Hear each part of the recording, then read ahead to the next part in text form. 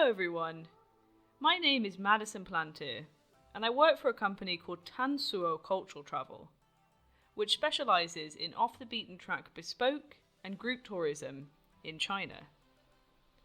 For anyone who might recognise me, this is my third year presenting at the Adventure Travel Show, and I've also presented previously at the Globetrotters Club right here in London. I'll also be presenting about ethnic minorities in China at the Destinations Travel Show right here at Olympia at 10:30 AM on Friday, January 31st. So hopefully I'll see some of you there.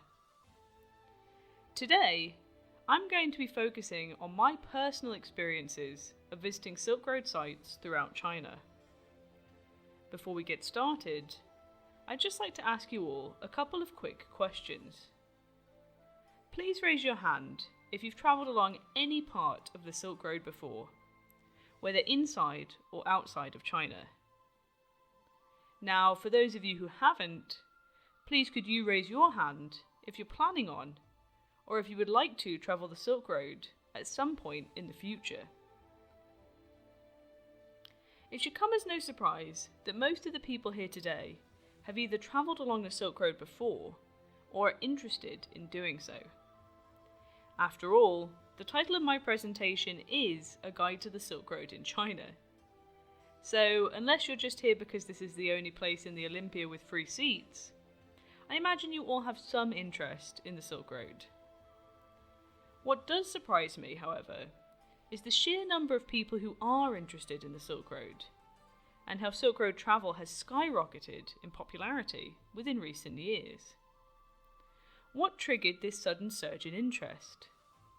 What is it about the Silk Road specifically that has captivated the imagination of so many people? And why do so many people choose to travel to Silk Road sites in Central Asia, while the sites in China remain largely ignored? In order to find that out, I reasoned that I'd have to travel the Silk Road in China myself, and see what all the fuss was about. So, before we get started, it's important to establish something. What exactly was the Silk Road? The Silk Road was a series of trading routes that were established in China towards the beginning of the Han Dynasty. They represented a vast network of pathways that connected the imperial capital of Chang'an to places as far-flung as Constantinople in the Roman and then Byzantine Empire. This map gives a rough idea of just how complex these trading routes were. Historically, the Silk Road entered modern-day China via the city of Kashgar. In fact, Kashgar was the pivotal city where the northern and southern branches of the Silk Road finally met. As you can see from the map, the Silk Road wasn't one strict path, but was actually a series of interconnecting trade routes that led from Kashgar right through to the ancient capital of Chang'an. For all of the history buffs in the room, does anyone know what the city of Chang'an is called today, and what it's famous for? What about if I told you its name was changed to Xi'an in 1369? That's right, it's the legendary home of the Terracotta Army. Now, during my Silk Road journey, I started in Xi'an and travelled up through Dunhuang, before finally ending in Urumqi, which is in Xinjiang. Now, it goes without saying that the Silk Road was once one of the most influential trading routes in world history. It allowed for the dissemination of goods, philosophical ideas, cultural customs, technology, and scientific principles, from Europe right through to the Far East. That being said, what attracted me to this trip wasn't the fact that I had any particular interest in the Silk Road itself, but the fact that so many other travellers I'd met were obsessed with the idea of following the Silk Road. I wanted to know what it was about this historical trade route that held such fascination for people. After all, this is a fantasy. The Silk Road no longer exists. All that is left are ruins and reconstructions, a shadow of its former glory. Before we get started, it's important to point out that I took this trip in the context of Tan Cultural Travel's Silk Road tour in China. This is why I ended up revisiting several places I had already been to, including Shan and the Terracotta Army. This raises a pertinent question that I will circle back to throughout this presentation. Does knowledge matter when it comes to travelling along the Silk Road? Now, this may at first seem like a really stupid question, and this slide may look like a blatant attempt to show off my holiday photos. But trust me, there is a point to all of this. In order from right to left, these photos represent the evolution of my life in China, from gap year student to English teacher to tour guide. What's unfortunately missing at the beginning is my first ever trip to China, which was a 10-day tour arranged by my school in 2006. It was on this trip that I saw the Terracotta Army for the first time, and I can still remember exactly how I felt when I peered over the balcony to be confronted by this unimaginable man-made wonder. No matter where I go in the world or what I see, I have never been able to recapture that intensity of feeling. Yet, at that time, I knew virtually nothing about the Terracotta Army. It was only when I returned there as a tour guide in 2016, 10 years later, that I was able to fully appreciate just how incredible of an achievement they truly were. There was a certain quiet satisfaction in understanding what I was looking at, but there wasn't that visceral sense of joy I'd felt as a teenager. This begs the question, does knowledge really contribute to the overall travel experience? Or does it set expectations too high, inevitably leading to disappointment on arrival? This question carries deep significance when it comes to travelling along the Silk Road, where learning about the Silk Road beforehand can raise expectations exponentially. No matter what industry you're dealing with, what you are sold is rarely the same as what you end up with. Silk Road tourism is still tourism, and so I was naturally sceptical when I embarked on my journey. After all, if you want to venture off into the Gobi Desert on a camel, of course you can. But you'll be accompanied by hundreds of others. This is the reality of Silk Road tourism. Or so I thought. Today, when it comes to my Silk Road experience, I want to focus on 4 core areas: religion, art, nature, and history. During my trip, I was able to visit a broad range of Silk Road sites, but I've narrowed it down to just these 8 places, predominantly because they were my favourites, and I feel they each embody an important aspect of what the Silk Road represents. For those in the audience who know a bit about the history of religion, I have a question for you. Why would it make sense to visit sacred Buddhist sites along the Silk Road, but not sacred Taoist sites? It's because Taoism is an indigenous Chinese religion, so it never entered China via the Silk Road. Taoism in its most primitive form dates back to roughly the 4th century BC, long before the establishment of the Silk Road. However, dig a little deeper, and it absolutely makes sense to visit a Taoist temple along the Silk Road. These temples are, in many ways, a direct product of the road itself. You see, prior to the arrival of Buddhism via the Silk Road, Taoism was solely practiced within people's homes. Even what we could term priests within the religion would work from a special room within their own house, and would be regarded as another member of the community. It was only once Buddhism arrived and started to garner popularity, however, that Taoism started to feel threatened.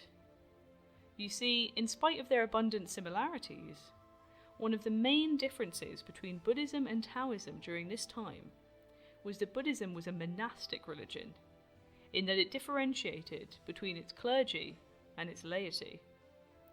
Now that's a really fancy way of saying that Buddhists had monasteries and temples where monks and nuns would live, meaning more importantly, that they were kept separate from the wider community of potential followers. It was only in response to Buddhism that Taoism developed its own clergy and temples. In other words, without the Silk Road, places such as the Yuquan Taoist Temple and the priests you can see in the photos may never have existed. The Yuquan Taoist Temple is particularly fascinating in that it's one of the now very rare examples of a Taoist temple that has an active clergy. When I was wandering through the temple, I had the opportunity to have a chat with this Taoist priest, who asked me if he could have a look at some British money, since he'd never seen foreign currency before in his life. Unfortunately, all I had on me was some loose change, but I gave him a 50p piece as a memento, and explained to him how the person on the back of the coin was our queen. When we caught up with him a few hours later, he was still admiring the coin, in much the same way that we were admiring the many signs and symbols throughout the temple that were entirely alien to us. This is precisely what lies at the heart of the Silk Road, the experience of a traveller sharing knowledge and foreign objects with a local. The Mati Temple, by contrast, is a Buddhist complex that was undoubtedly the result of Buddhism's dissemination along the Silk Road. It was originally constructed during the Northern Liang dynasty, around about the 5th century AD, but like most Buddhist grotto complexes, it was continually added to right up until the Qing dynasty. This Buddhist temple complex is actually separated into 7 separate grotto groups, but the main temple was arranged in 7 levels in order to resemble a pagoda. Now this part of the temple has had steps etched inside the cliff face so that monks could ascend through the many levels. But there are other sections of the temple where that wasn't possible. For example, in the part of the temple featured in the top right photo, this is the hole you have to climb through in order to navigate your way up. Bear in mind that there's only a small window to illuminate the hole, and after that you have to crawl through a rock passage in complete darkness. Now, since this is the Adventure Travel Show, please could you raise your hand if you would love to have a try at climbing up this part of the temple. I have to say personally that climbing up was a major highlight during my trip, though getting down was frankly quite embarrassing. The Mati Temple represented for me another major component of what made the Silk Road so important to travellers, and that is faith. There was a practical reason why so many travellers along the road were drawn to Buddhism. It represented a form of safety, which was a rare commodity along the Silk Road. This deep sense of faith was what allowed many travellers to overcome their fear and conquer the dangers they encountered, whether they be lost in the desert or clumsily backing their way down a rock passage. Before I move on to talking about art along the Silk Road, does anyone here know why grotto complexes, such as the Shan Grottoes and the Magao Caves, are so important to our understanding of Buddhist art? The answer lies in the time frame. These grotto complexes were all established not long after Buddhism had been introduced into China, roughly during the 1st century AD. Many of them, however, were added to right up until the Qing dynasty, which was the last imperial dynasty in Chinese history and didn't end until 1911. By examining the murals and sculptures in places such as the Shan Grottoes, historians have been able to track the evolution of Buddhist art. Earlier works tend to incorporate Indian and Central Asian features and motifs, while later works become more traditionally Chinese in style. As you can see from the photos, the most prominent and arguably most famous feature of the Shan Grottoes is the 16-metre tall statue of Buddha that has been carved directly into the cliff face. To put it into perspective, this statue is over 4 times the size of a fully grown African elephant. Now unfortunately, during my visit to the grottos, it had been raining torrentially in the region, and so the grotto complex had been closed for safety reasons. I was able to look at the outside, which was nonetheless very beautiful, but I wasn't allowed to go inside. I ended up chatting with a local store vendor there, who recommended a place nearby called Immortal's Cliff. So, without further ado, I was directed towards a small tourist bus and found myself here. While Immortal's Cliff was undeniably very beautiful and definitely worth visiting, I won't go into too much detail about it here due to time constraints. I only mention it now because I feel it embodies another main aspect of the Silk Road, that of adaptability. Travellers along the Silk Road must have faced inclement weather, warfare, and all manner of treacherous encounters, which required a certain degree of ingenuity and flexibility. Obviously, hopping on a tourist bus wasn't quite as adventurous as battling sandstorms or circumventing armies, but I like to think that there was at least some common ground. Now, if the Meiji Shan Grottoes tested the travelling skills I had honed in China over the years, the Magao Caves did precisely the opposite. At the Magao Caves, all visitors have to book onto a pre-arranged tour, regardless of whether they are domestic or international. They organise several tours in Chinese throughout the day, but just 2 in English, since the demand is still quite low. You're also not allowed to take photographs inside of the caves because it will damage the paint, which is why all I have to offer you is this lovely photo of the outside. Bear in mind, the only guided tours I'd ever been on prior to this point were ones that I was leading. So, as bizarre as it might sound, this was a real step outside of my comfort zone. For once, I had to follow someone else, listen to what they were saying, and look at what they were pointing at. We happened to get very lucky that day, as our guide turned out to be the head researcher at the Magao Caves. It was his job to maintain the caves, conduct historical research, host trips for visiting academics, and train the other guides, not to guide the tours himself. If it hadn't been for our guide getting sick earlier that day, we would never have met him. What's particularly interesting about the tours of the Magao Caves is that no two are alike. They take you through anywhere from 7 to 10 caves on the tour, but the route is entirely decided by the tour guide, and they alternate between caves to make sure that each cave doesn't get visited too often.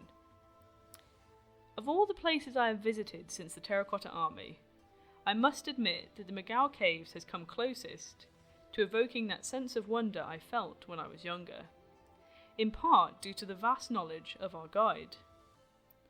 Unlike my experience with the Terracotta Army, however, my enjoyment of the caves was directly connected to just how much I learned about them. Our guide's passion about the caves was palpable, and it was the many small details he added that made our visit so special. As a disclaimer, I'd just like to say that the following photo was not taken by me, and is a promotional photo from the Magao Caves official website. So, for example, one of the questions our guide asked us was about the paint. Does anyone know why the Magao Caves were one of the first places in China to use a deep blue paint, as you can see behind the head of the statue? It was all thanks to the lapis lazuli that was carried along the Silk Road from Afghanistan, but had yet to reach central China. Most importantly, however, this experience taught me that sometimes it's good, even necessary, to follow rather than to lead. By now, you've probably all figured out what my gimmick is here. Heading off the beaten track is wonderful and integral to the progress of the travel industry. But sometimes, as is the case with the Silk Road, it's better to follow in someone else's footsteps for once. Now, moving away from the man-made splendour of the Silk Road, let's take some time to appreciate the breathtaking natural landscapes that you might see along the way. Before we move on, please raise your hand if you've heard of the Jiangye Danxia landform before, or seen it in the news. Several UK newspapers have referred to it as the Rainbow Mountains, which seems pretty apt when you look at the photos. That being said, as I mentioned before, I'm naturally sceptical when it comes to most popular travel destinations, particularly when they look virtually unreal. I'm sure you'll all agree that in most promotional photos, the Jiangye Danxia landform looks almost too good to be true. When I arrived at the Jiangye Danxia Landform Geopark, I was not only pleasantly surprised, I was absolutely staggered. It looked practically identical to the photos I had seen before, and on top of that it was exceedingly vast. I had initially thought it was just a small mountain range, but it's actually a sprawling park that requires a bus to get around. In order to really hammer home my point, here is a photo I personally took of the landform on my phone that I guarantee has not been doctored in any way. There's no Photoshop, no filters. This is exactly how the landform looks in real life. In many ways, photography has been both a blessing and a curse in the travel world. On the one hand, it allows us to see places before we commit to visiting them, and permits us to travel all around the world from the comfort of our own home. The main drawback is that photos can be easily tampered with or staged. Much like knowledge, these beautiful photographs can raise our expectations to heights that no place on Earth could possibly meet. It is difficult for us to imagine what life was like before photography. Travellers following the Silk Road would have had to depend on paintings, books, and predominantly hearsay from other travellers. Ultimately though, as this experience has taught me, you have to approach travelling with an open mind. If travellers all those years ago hadn't trusted rumours about what lay beyond, they would never have embarked on the amazing journeys that led to the establishment of the Silk Road. Equally, if we all stay cynical and refuse to believe in the authenticity of certain places, we'll never end up going anywhere. Now, moving away from one of the most photogenic landscapes along the Silk Road, let's have a look at arguably one of its ugliest. Before I arrived, and I really shouldn't say this, I had already anticipated that I would find the Dunhuang Yadang landform extremely dull. After all, from the photographs, it just looks like a bunch of rocks, doesn't it? Appearances aside, the Dunhuang Yadang landform was once an integral part of the Silk Road. It covers a colossal area of over 300 square kilometres, making it roughly 100 times the size of the city of London. From the Han Dynasty onwards, one of the Silk Road's southern branches had to directly pass through this unusual landscape. Trading caravans would get lost for days among the monstrous shapes of the Yardangs, and the ghostly sound of the wind whipping through the narrow passes was said to sound like screams. Unsurprisingly, this earned it the nickname the Town of Demons. What struck me when I first arrived is how incredibly arid and desolate the place seemed.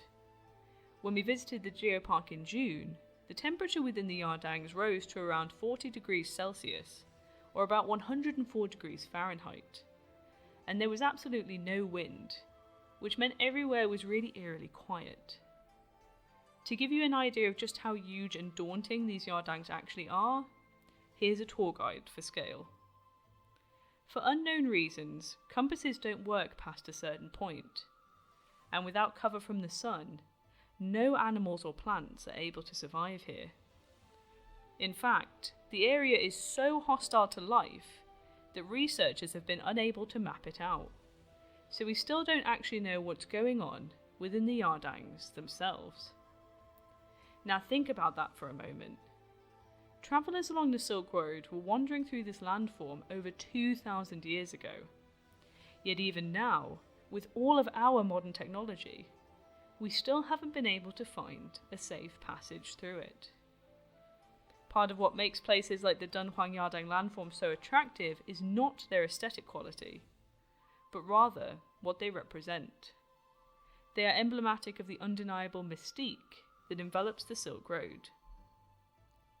There's something both humbling and awe-inspiring about the idea that our ancestors were capable of some mysterious feat that we've not yet been able to accomplish. It signifies to us that there are still frontiers left to cross. In fact, one of these great historical mysteries lies within our next destination, the Shinjo Museum. Now don't worry, I haven't forgotten to add photos to the slide. The Shinjo Museum is predominantly dedicated to an exhibit about the ethnic minorities that are currently living in Xinjiang. It is also home, however, to arguably one of the greatest archaeological finds in human history. Before I reveal it, does anyone here have any idea what it might be?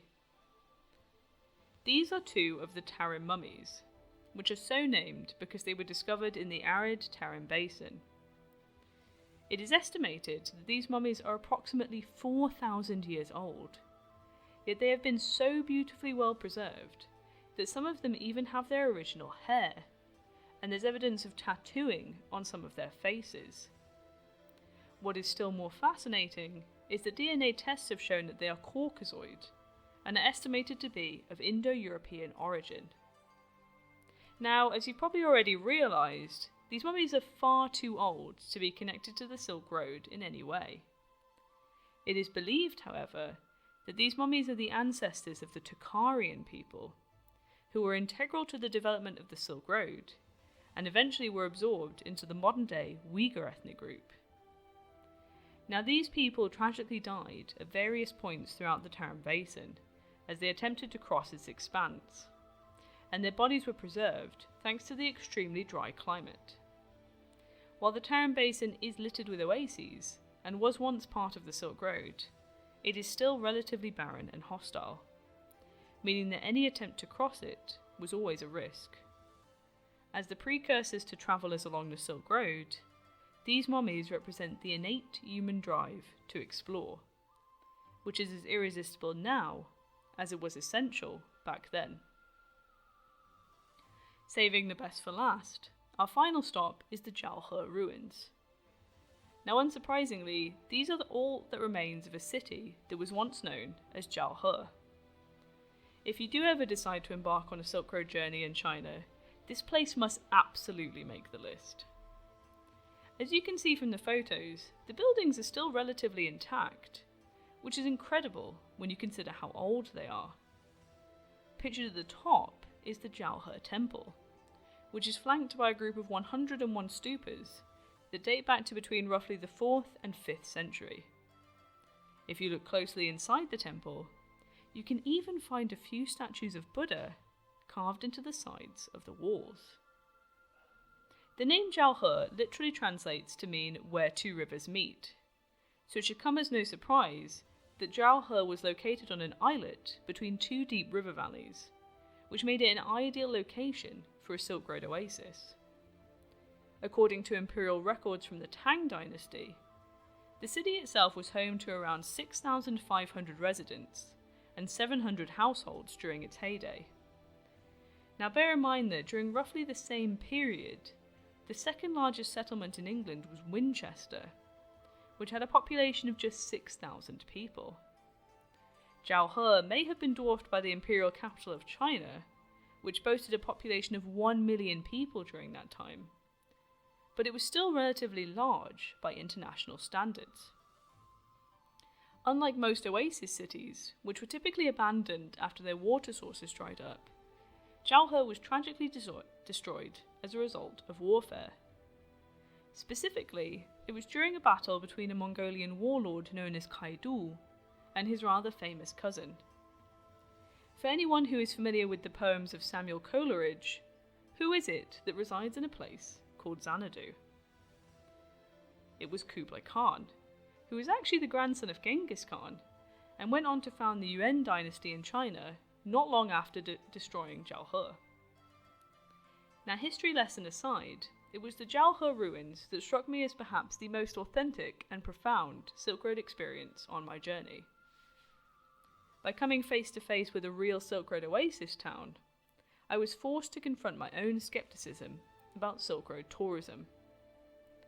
Now, as I round off my presentation, I'm going to cycle through some slides of a few of the Silk Road locations that I visited, which didn't make the cut.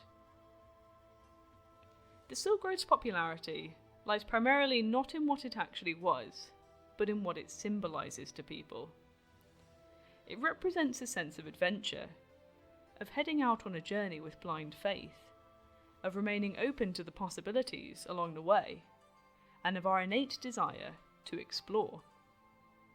After all, what would have happened if Buddhist monks had simply passed by the Meiji Mountains, rather than recognise the beautiful sculptures that lay within the rock? Where would Taoism be now if those monks had simply decided that travelling to China and propagating Buddhism wasn't worth their time? What if merchants had let anxiety hold them back from entering the Terran basin and decided never to venture further into China? And what secrets are still waiting for us to discover deep within the Dunhuang Yardang landform? In short, the Silk Road represents the triumph of curiosity over the fear of the unknown, and I honestly can't think of a better explanation for what it means to travel than that.